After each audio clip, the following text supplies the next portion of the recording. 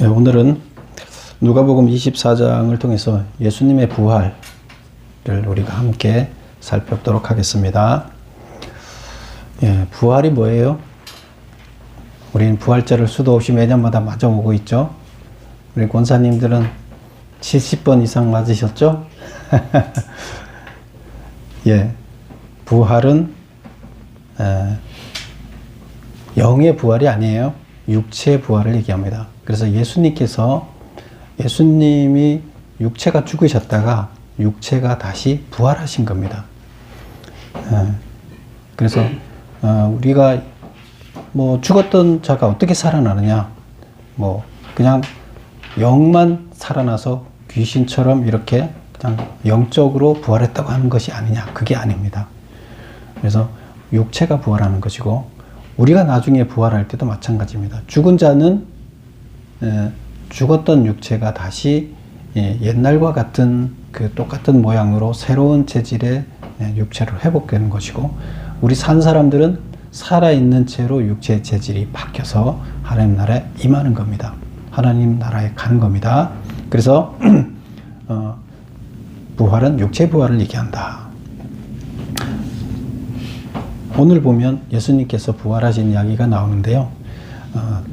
첫 번째 보면 예수님이 부활하시는 소식을 누가 제일 처음에 전하냐면 여인들이 가서 제일 먼저 무덤을 보는데, 그 무덤에 천사가 여인들에게 예수님이 살아나셨다는 것을 이야기합니다. 1번 한번 볼까요? 예수님의 장례를 지켜본 여인들이 향품과 향료를 준비하여 안식 후 첫날 새벽에 무덤을 찾아갔다. 이들이 무덤에서 본 현상들은 무엇인가? 그 장례를 치른 사람이 요셉이었죠. 근데 요셉은 누구였어요? 공회의원, 그러니까 공회의 한 의원이죠. 오늘날로 얘기하면 국회의원. 근데 그때는 뭐 사법, 입법, 행정을 다 이 공회에서 했어요. 그래서 공회의 장이 대제사장이에요.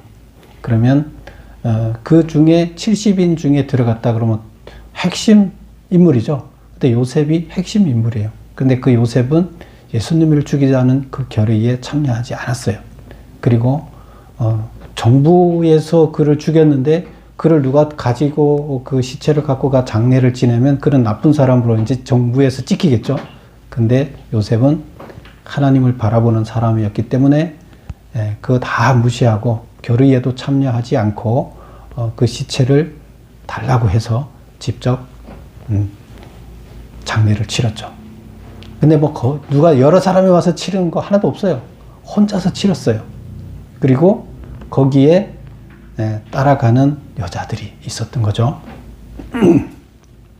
그래서 그 따라갔던 여자들이 그 전날 그 장소를 보고 금요일 날 이제 장례를 치렀잖아요. 그리고 토요일 날은 안식일이기 때문에 갈 수가 없어요, 거기에. 그러니까 안식 후 첫날 일찍 새벽에 이제 간 거예요. 그래서 가서 봤더니 무슨 현상이 일어나느냐, 무덤에 갔더니 무덤 입구를 막았던 돌이 없어졌어요. 그리고 예수님의 시체는 보이지 않았어요. 그리고 옷에서 막 빛이 나는 그런 옷을 입은 두 천사가 쓱 나타난 거예요. 놀랐겠죠? 이 사람들이 왜 갔어요? 향품을 가지고 예수님 그 시체에다가 이거 발라주기 위해서 간 거잖아요. 그런데 문을 어떻게 열까 하고 걱정하고 갔는데 문이 이미 열려 있어요, 돌이. 근데 모든 게 이제 기적적인 일이 나타나서 놀란 거죠. 2번 보겠습니다. 문득 나타난 천사가 여자들에게 전해준 말은 무엇인가? 어찌하여 살아있는 자를 죽은 자 가운데서 찾느냐? 여기 계시지 않고 살아나셨느니라. 그래서 예수님이 살아났는데 왜 죽은 자 가운데서 찾느냐 하고 이렇게 살아나셨다고 천사가 전해주는 거죠. 갈릴리에서 계실 때 너희에게 어떻게 말씀하셨는지 기억해봐라. 그때 이렇게 말하지 않았느냐? 인자가 죄인의 손에 넘겨져 십자가에 못 박히고 제3일에 다시 살아나야 하리라. 이렇게 내가 예수님이 전하지 않았느냐? 근데 그걸 너희들 기억 못하느냐? 살아나셨다. 이렇게 얘기를 하는 거죠. 근데 여기 보면 아무도 예수님이 그 전에 했던 얘기를 기억하고 있는 사람들이 없어요. 예수님이 다시 살아날 거라는 것을 기억하고 있는 사람이 없어요. 왜 그럴까요? 그냥 지나가는 소리로 예수님이 부활한다는 얘기를 전혀 하지 않았기 때문에 지나가는 소리로 그냥 흘러버리고 말았던 거죠. 그래서 아무도 예수님이 부활할 거라고 생각한 사람조차 하나도 없어요. 이렇게 보면. 그리고 3번을 보면 여인들은 보고 들은 것을 11사도에게 알렸다. 쫓아가서 알렸죠. 이 소식을 들은 11 제자들은 어떤 반응을 보였는가? 제자들이 어떤 반응을 보였죠? 허탄한 말로 여겨 믿지 않았다. 예수님이 부활했다는 것을 쓸데없는 소리, 말도 안 되는 허무맹랑한 소리, 그렇게 하고 안 믿었다는 거예요. 제자들도 예수님이 부활할 걸 들었을까요? 안 들었을까요? 들었겠죠. 근데 다 그냥 스쳐 지나가는 소리로 들었기 때문에 예수님이 그런 소리를 했어? 뭐 이런 식이죠. 그런데 베드로만 무덤에 달려가 세마포만 남은 것을 보고 놀랍게 여기며 집으로 돌아갔다. 그런데 아무도 믿지 않으니까 쫓아가지 않았어요. 무덤에 안 갔어요. 그런데 여기 누가는 그렇게 기록하고 있어요. 베드로가 무덤에 쫓아갔다고. 갔더니 세마포만 있고 시체가 없었다는 거예요. 그런데 부활했다는 생각은 그때도 안 하는 거예요. 어떻게 생각해요? 부활했다 그러면 집으로 돌아가면 안 되잖아요. 집으로 돌아갔다는 얘기는 예수님의 종으로 예수님의 제자로 사는 삶을 포기하고 그냥 갔다는 거예요. 왜? 죽으셨으니까. 그리고 예수님 사라지셨으니까. 그래서 지금 여기까지 보면 여인들도 처음에 천사가 얘기하기 전에 살아나실 거라 생각을 안 했고 여인들이 살아나셨다고 전달을 해줬는데도 불구하고 제자 11명이 다 아무도 믿지 않았어요. 심지어 무덤에 가지도 않았다고 나와요. 누가의 기록은. 그런데 베드로 혼자 가서 보고 없는 걸 보고 그냥 집으로 갔다. 이렇게 얘기를 하고 있어요. 그래서 부활을 믿지 않았다는 얘기입니다. 그래서 예수님은 부활한 것을 천사를 통해서 알렸지만 아무도 부활을 믿지 않았다. 이렇게까지 지금 기록하고 있어요. 그 다음에 이제 두 번째 단락에 나오는 얘기가 엠마오로 가는 제자들한테 예수님이 직접 나타나신 거예요. 이제 그걸 나오는데요. 4번을 보겠습니다. 예수를 따르던 무리 중 고향으로 돌아가는 두 사람 사이에 예수님이 나타나셨지만 그들은 예수를 알아채지 못했다. 두 제자는 예수의 부활에 대하여 어떻게 인식하고 있었는가? 예수님이 이들에게 알려준 것은 무엇인가? 그래서 두 제자들이 예수님을 알아봤나요? 못 알아봤죠? 메모 보면 예수님의 시체가 없어진 것도 알고 있었지만 부활했을 것이라고는 전혀 인식하지 못하고 있었다. 우리 거기 몇 절을 보나 하면 13절을 볼까요? 13절에 보면 그날에 그들 중 둘이 예루살렘에서 20올이 되는 엠마오라 하는 마을로 가면서 자기 집으로 가는 거죠. 이제 예수님 따라왔다가 이 모든 된 일을 서로 이야기하더라. 그런데 거기 보면 그 13절에 보면 그날에 그들 중에 그들이 누굴까요? 그들 중에 둘이라 그랬는데 그들이 어떤 사람들 중에 둘일까요? 네, 예수님의 12제자가 있었는데 이제 한 사람은 가룟 유다는 죽었으니까 11제자가 있잖아요. 근데 11제자 중에 2명일까요? 그건 아니에요. 그런데 그 11제자 외에 예수님 주위에는 제자로 선택되지 않았지만 자기가 스스로 제자 되겠다고 쫓아다니는 사람들이 12제자들처럼 똑같이 쫓아다니는 사람들이 여러 명 있었어요. 그 기록에는 안 나오지만. 근데 여기 보면 뭐 막달라 마리아 같은 여자들도 다 제자로 그렇게 쫓아다닌 거예요. 근데 예수님이 12제자로 삼지를 않았을 뿐이에요. 그렇게 다니는 사람들이 많았어요. 그래서 처음부터 끝까지 다 말씀을 듣고 지켜본 사람 중에 12제자 가룟 유다가 없어졌을 때 제자를 하나 더 세웠을 때 누굴 세웠죠? 마띠아를 세울 때도 그렇게 다 쫓아다니고 말씀을 다 들었던 사람 중에서 제자를 세웠다고 기록이 돼 있어요. 그럼 무슨 말인지 알겠죠? 그럼 여기 있는 제자도 12제자는 아니지만 제자였다는 거예요. 그래서 제자들처럼 모든 진행되는 일을 다 듣고 보고 있었다는 거예요. 그러면 천사가 와서 전해준 얘기도 들었다는 거죠. 그런데 부활을 믿었으면 고향으로 안 갔겠죠. 근데 안 믿었기 때문에 지금 이제 다 끝났다 하고 이제 내려가는 거예요. 그 얘기입니다. 그래서 예수님의 그 4번의 메모 가로 1번 예수님의 시체가 없어진 것도 알고 있었어요. 그리고 부활했다는 것도 들었어요. 그런데 믿지를 않았죠. 그래서 집으로 간 거죠. 그 다음에 예수님이 그들에게 알려준 거는 뭐냐? 길을 가면서 예수님이 알려줬어요. 뭘 알려줬느냐? 성경에 기록된 메시아에 관한 것을 자세히 설명하였다. 그래서 성경에 나와 있는, 성경에서 메시아에 대해서 제일 자세하게 나와 있는 성경이 어디라 그랬어요? 이사야서에 자세히 나와 있죠. 그 다음에 예레미야도 나와 있지만, 그래서 구약에 이미 자세하게 그 메시아가 등장할 것을 얘기하고 있는데 그 이야기들을 과거에 구약에 나와 있는 메시아에 대한 이야기들을 자세히 설명을 해줬다는 거예요. 그 다음에 5분을 보겠습니다. 엠마오로 가는 두 제자가 예수님을 알아보자 예수님은 사라지셨다. 그들은 언제 예수를 알아보았는가? 예수를 보고 난 후 무엇을 하였는가? 언제 예수를 알아봤죠? 예수님이 그들과 함께 음식 잡수실 때 떡을 가지고 축사하시고 떼어 그들에게 주었을 때 눈이 밝아져 알아보았다. 그래서 이 사람들이 길을 가고 있는데 예수님이 갑자기 끼어들어서 그들이 막 예수에 대한 이야기를 하죠.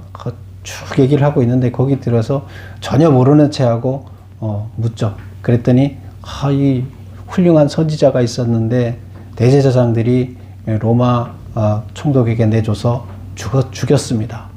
그래서 죽이면 안 되는 사람인데 죽였습니다. 이 나라를 구할 사람인데 죽였습니다. 뭐 이런 얘기를 하고 했더니 예수님이 그 제자들한테 뭐라고 얘기했어요? 메시아가 누군지, 성경에 나오는, 구약에 나오는 메시아가 어떤 사람인지를 자세하게 이제 일러줬다. 그리고 이제 집에 다 도착하니까 그 사람들은 이제 밤이 되고 하니까 집에 그 예수님은 길을 계속 가야 된다고 그러니까 그러면 같이 묵고 가십시오. 그렇게 얘기를 했는데 예수님이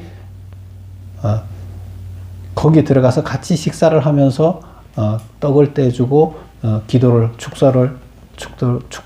축사를 해주는데 그들이 눈이 떠져서 이분이 예수라는 걸 드디어 알게 된 거예요. 그래서 그때 알게 됐다는 것은 뭐예요? 이분이 부활하셨다는 걸 이제 알게 됐다는 거잖아요. 근데 그 전에 설명을 해줬다는 얘기가 뭐예요? 3일 동안 죽으시고 고통받으시다가 부활하겠다는 것을 성경에 나와 있는 얘기를 다 설명을 해줬기 때문에, 그리고 이제 축사를 하는 중에 눈이 떠진 거예요. 영적인 눈이 떠진 거예요. 그전에는 영적인 눈이 안 떠지니까 그걸 이해를 못 했는데 영적인 눈이 떠지면서 부활하셨구나, 메시아가. 그래서 이제 깨달은 거죠. 깨달았더니 예수님 사라지셨어요. 그럼 예수님 목적은 깨닫게 해주는 게 목적이었잖아요. 사라지셨다는 것은. 이 제자만 이렇게 집으로 가고 있었을까요? 아니요, 다 떠나고 있었어요. 예수님 이제 죽었고 끝났으니까 다 떠났는데, 그런데 예수님이 대표적으로 이 사람한테 가서 그를 깨닫게 해주고, 이 사람이 그래 깨닫고 나서 어떻게 했어요? 2번을 보면 예루살렘으로 돌아가 11 제자들과 그 무리들에게 예수님을 보았다고 알려줬다. 다시 가서 알려줬어요. 그래 갔더니 알려주러 갔더니 이미 베드로한테 자기네 예수님이 나타나기 전에 가서 베드로한테 얘기를 하려고 갔더니 베드로한테 이미 부활하신 예수님이 나타났다는 얘기를 하는 거예요.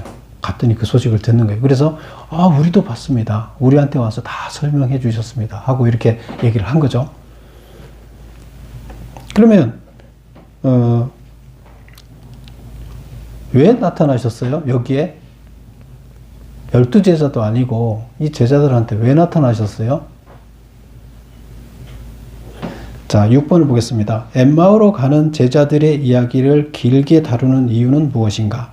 지금 누가가 이것을 다른 데서는 이걸 안 쓰고 있는데 여기서만 누가가 엠마오 제자 이야기를 길게 다루고 있어요. 근데 왜 이렇게 다루느냐? 예수님이 돌아가신 이후에 예수님을 따르던 사람들이 어떤 반응을 보였는지를 자세히 알려주기 위해서다. 누가는 이제 역사적인 기록을 이제 쓰고 있는데, 이게 역사서를 쓰고 있는 거예요, 누가는. 그래서 그때 당시에 사람들이 예수가 돌아가시고 난 다음에 어떤 의식으로 사람들이 의식의 전개가 됐느냐. 예수를 따르던 제자들과 무리들은 예수의 죽음을 목격하고 패배와 실망감을 가지고 돌아가고 있었다. 그래서 다 돌아가고 있었다는 것을 나타내 주기 위한 거고, 그리고 예수님이 거기에 나타나신 이유는 뭐예요? 내가 부활했다는 것을 알려주기 위한 거죠. 그래서 이 사람들한테 깨우치고 이 사람들이 다시 11 제자들한테 가서 얘기를 해줌으로 인해서 부활을 확실하게 알리도록, 인식하도록 하기 위해서 그렇게 하신 거죠. 그래서 제자들을 돌아가고 있는 제자들을 통해서 했는데, 이 제자만 아니라 11 제자들도 마음은 똑같다는 거죠. 그런데 안 믿고 있었기 때문에 베드로한테 나타나서 먼저 믿게 해주고 이들한테도 나타내서 확신을 갖게 해줬다. 그런 얘기고요. 그 다음에 나오는 단락이 11 제자에게 드디어 나타나셨는데요.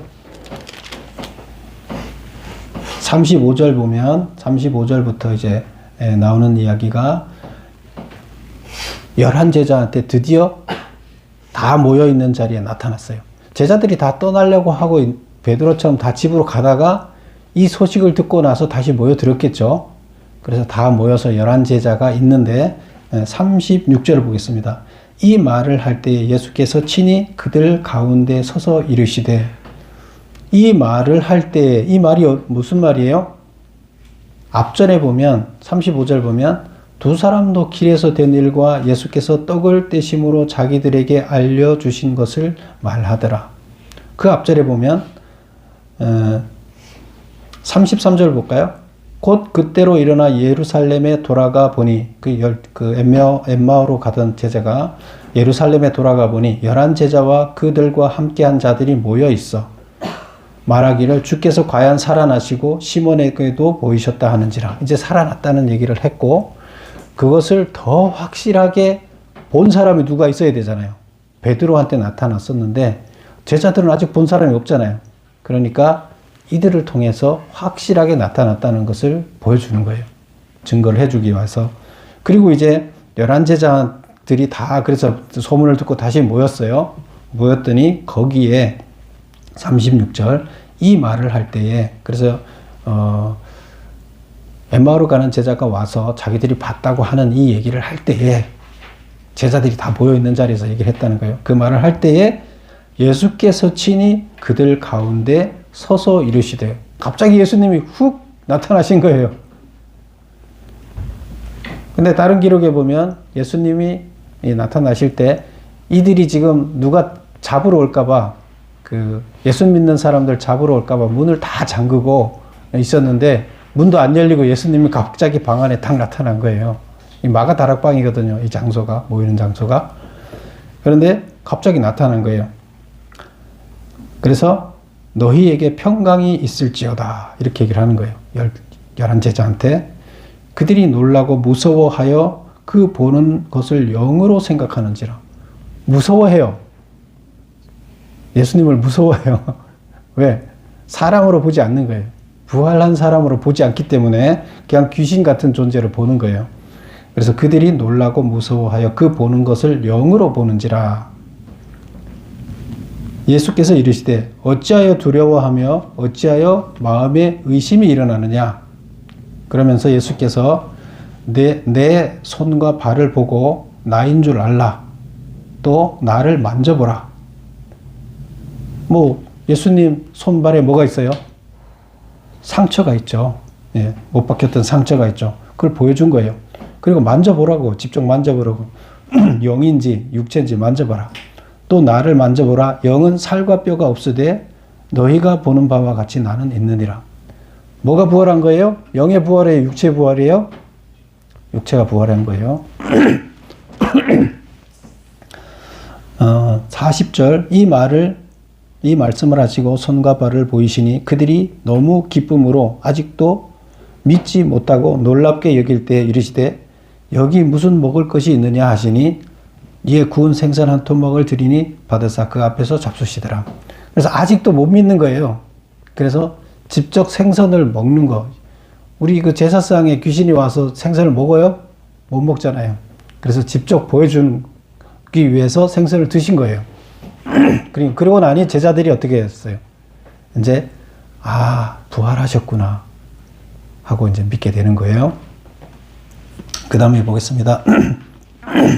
44절 또 이르되 내가 너희에게 이와 같을 때에 너희와 함께 있을 때에 너희에게 말한 바 곧 모세의 율법과 선지자의 글과 시편에서 나를 가리켜 기록된 모든 것이 이루어져야 하리라 한 말이 이것이라 하시고 이에 그들의 마음을 열어 성경을 깨닫게 하시고 또 마찬가지로 제자들한테 물론 이전에 이미 충분히 교육을 하셨겠죠. 근데 다시 한번 성경에 나온 메시아에 관련된 이야기를 다시 자세하게 들려줬다는 얘기예요. 그리고 46절 또 이르시되 이같이 그리스도가 고난을 받고 제3일에 죽은 자 가운데서 살아날 것과 또 그의 이름으로 죄사함을 받게 하는 회개가 예루살렘에서 시작하여 모든 족속에게 전파될 것이 기록되었으니 너희는 이 모든 일의 증인이라. 그래서 여러분들은 증인이 되어야 된다. 부활의 증인이 되어야 되고 그 다음에 복음 전파. 복음 전파라는 게 뭐예요?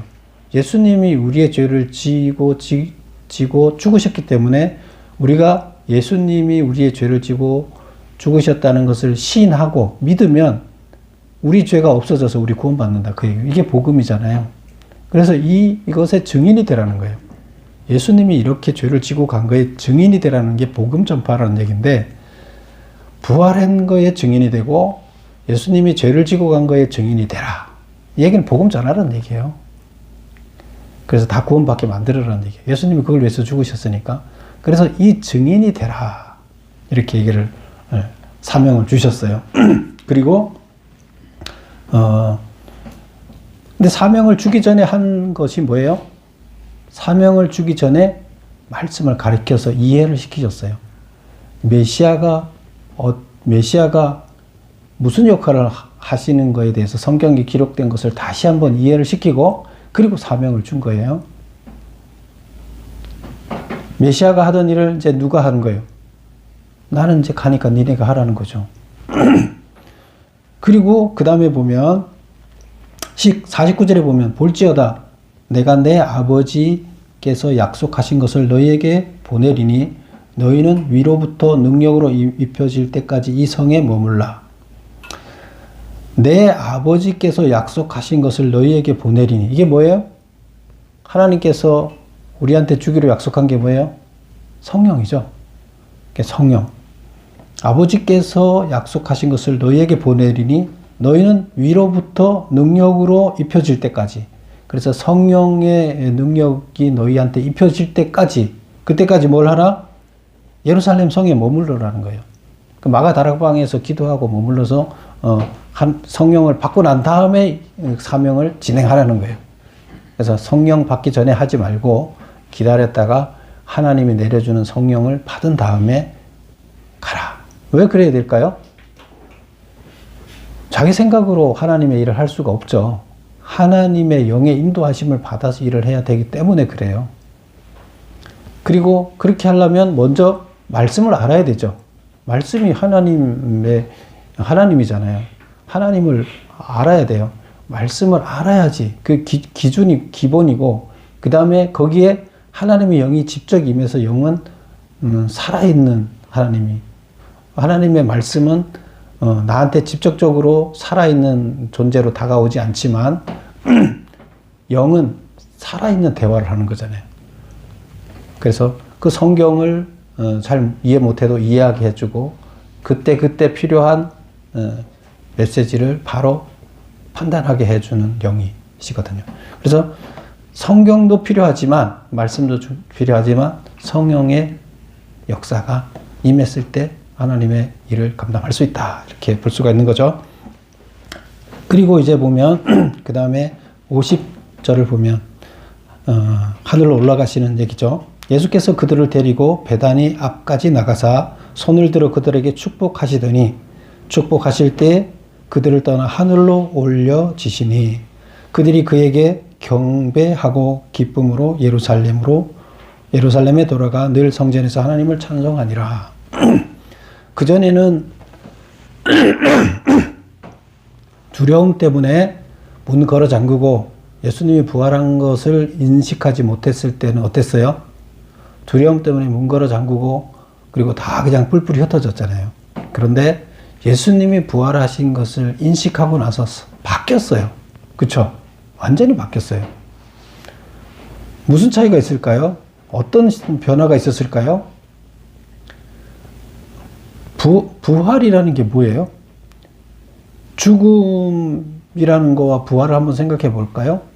죽음은 가장 우리가 인간이 두려워하는 거잖아요. 가장 두려운 건데 죽음이 죽음이 아니라고 생각하면 그럼 그냥 형식적으로 죽는 거고 다시 살아난다고 하면 죽음이 두려울 게 있어요? 뭐 10번이라도 죽으면 하나님이 다시 부활을 시켜준다 그러면 뭐 죽음이 무슨 두려움이 있어요? 고통은 좀 있겠죠. 그러나 죽음은 아무것도 아닌 거예요. 그렇죠? 이거는 죽음을 극복하는 거예요. 이걸 죽음을 극복했다 그러는 거예요. 죽음은 뭐에서 오는 거예요? 죄에서 오는 거잖아요.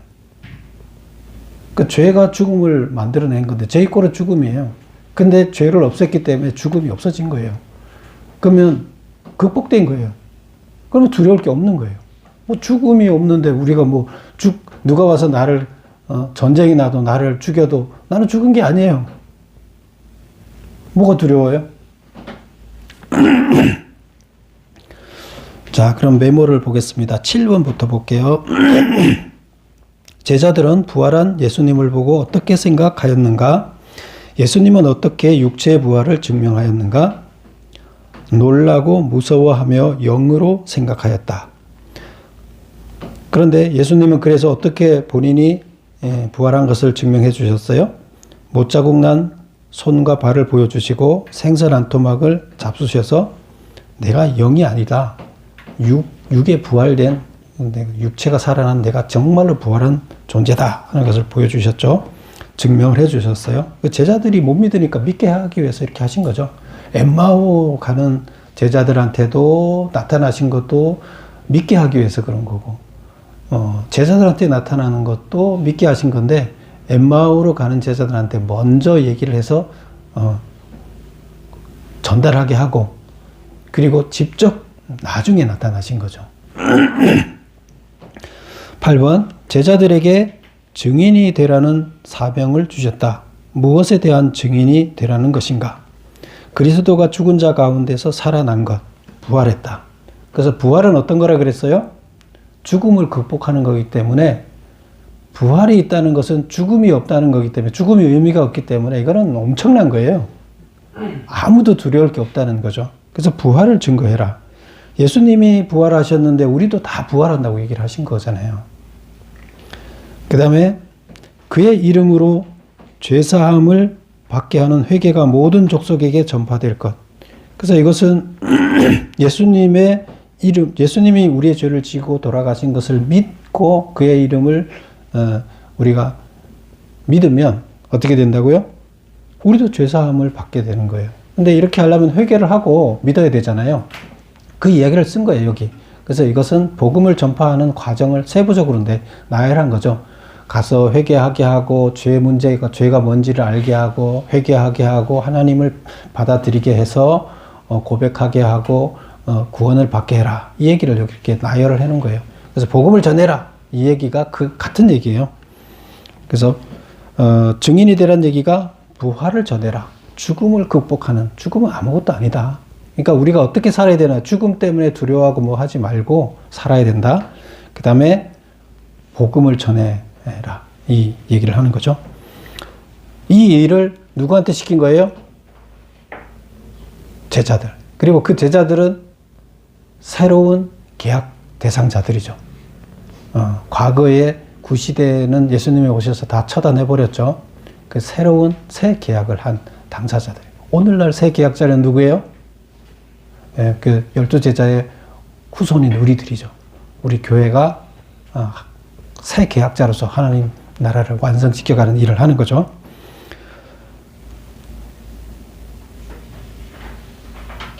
(9번) 하지만 사명을 행하기 전에 해야 할 일은 무엇인가? 위로부터 능력을 받으라고 했다. (10번) 부활을 이기고 극복할 수 있는 방법은 무엇인가? 죽음을 이기고 극복할 수 있는 방법은 무엇인가? 부활에 대한 확신이다. 부활을 확신하면 죽음은 의미가 없어지기 때문에 죽음에 대한 두려움이 사라지게 된다. 그래서 예수님이 와서 부활에 대한 확신을 심어준 거예요. 예수님 자신이 부활했다는 것만 보여준 게 아니라 너희가 다 부활한다고 얘기를 했고 본인이 직접 본을 보였기 때문에 우리도 부활한다는 확신을 심어준 거예요. 예수님이. 그래서 이것은 확신을 심었기 때문에 그 다음부터는 두려움이 사라졌다는 거예요. 제자들이. 담대하게 이제 변했죠. 뭐 로마 정부 올라면 와, 죽이려면 죽여봐. 이제 이렇게 이제 가는 거죠. 완전히 다른 사람이 된 거예요. 물론 50일 이때로부터 6월절부터 50일 이후가 오순절이죠. 그 오순절에 성령이 임하셨죠. 성령이 임하셔서 성령을 받고 전도를 나가기 시작한 거죠. 그래서 예수님이 우리를 위해서 죽으신다는 것이 무슨 의미였어요? 우리를 위해서 죽으신다는 것은 하나님과 신약 새로운 계약을 할 대상자 사이에 있는 죄의 담을 다 허물어 버리는 것이다. 이렇게 말씀드렸죠. 그래서 죄를 허물어서 하나님과 우리가 직접 만날 수 있게 한 것이고, 그래서 하나님과 우리가 직접 만나서 계약을 할 수 있게 됐다. 그래서 우리는 하나님이 그러고 우리한테 뭘 맡기신 거예요? 이 땅을 계약을 하고 이 땅을 맡기신 거예요.